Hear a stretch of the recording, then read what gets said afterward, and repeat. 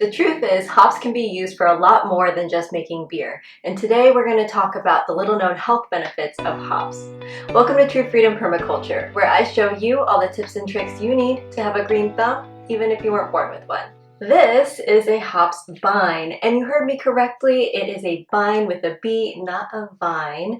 And what parts of hops that we use are not the stems or the leaves, they're actually the strobills, which are kind of these cone-shaped flowers. Now these are immature ones, they have a lot more growing to do, and in the meantime they look like these kind of fairy flowers, or kind of like these green asterisks, and they're just so fun to look at. And I grow them up along my deer fence because they're bitter and the deer won't eat them.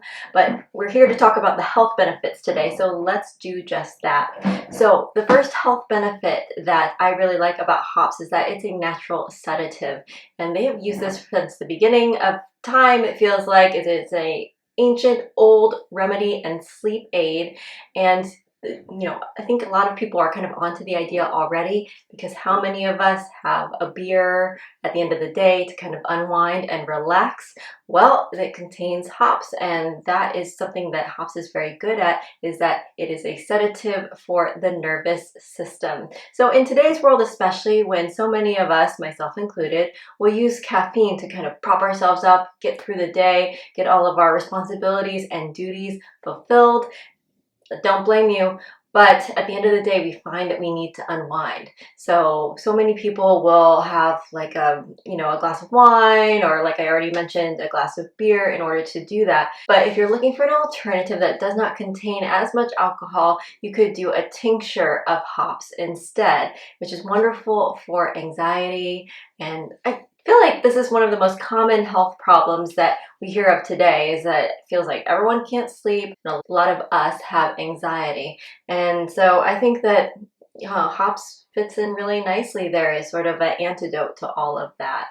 So not only can you make it into a tincture, you can also use it as a tea, with a forewarning that with a tea it is quite bitter, so it might not be for everyone, which is I think why the most commonly accepted form of hops is via a tincture. Now people will also take the strobills and they will sew them into a pillow, so you could do that with by itself, or a little mugwort. I've heard of people using hops in baths as well. So it is a wonderful sedative and sleep aid.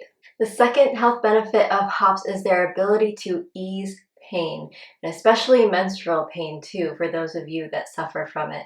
So hops will help to ease menstrual cramping, and then also it can assist with amenorrhea, which is when you stop getting your menstrual cycle due to things like stress, for example. So hops can be used with that.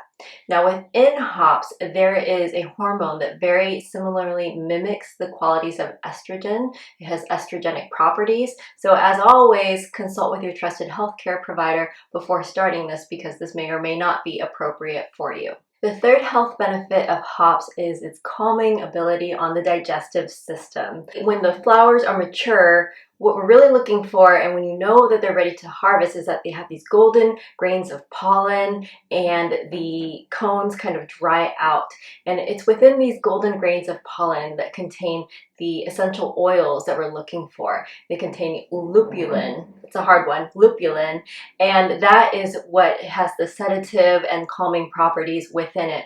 And for this very reason, not only, as we mentioned, can it help with your sleep, but it can also assist with digestion. So you could have, for example, half of a beer at the end of a meal. Now, if you take too much, just like with most things, just because a little bit of something is good for you doesn't mean that a lot of it is good for you, and it can actually have the adverse effect.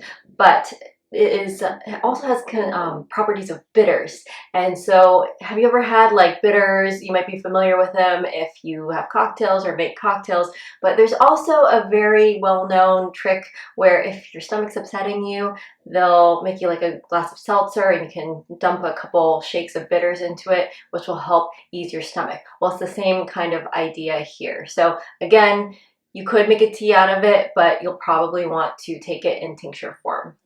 Did you know that hops is very closely related to the cannabis plant? So similar to the cannabis plant, the female plants are the ones that produce the flowers, the cones, basically, and those cones also have a mild, relaxing, and calming effect for some. Although not a health benefit, something that happened to me when I was first growing hops was I was like, well, it's really pretty, but I don't make beer, and so I don't know really what to do with this other than for, a visual aid.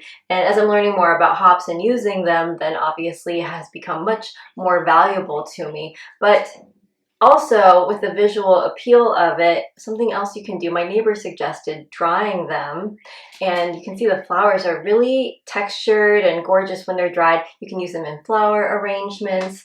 The flowers become mature and they're ready to harvest in the fall. So I made a nice fall wreath. So that's just another little side note for something else that you can do with hops. Well, I hope you enjoyed today's video. As always, thank you so much for watching, and I will see you all again soon.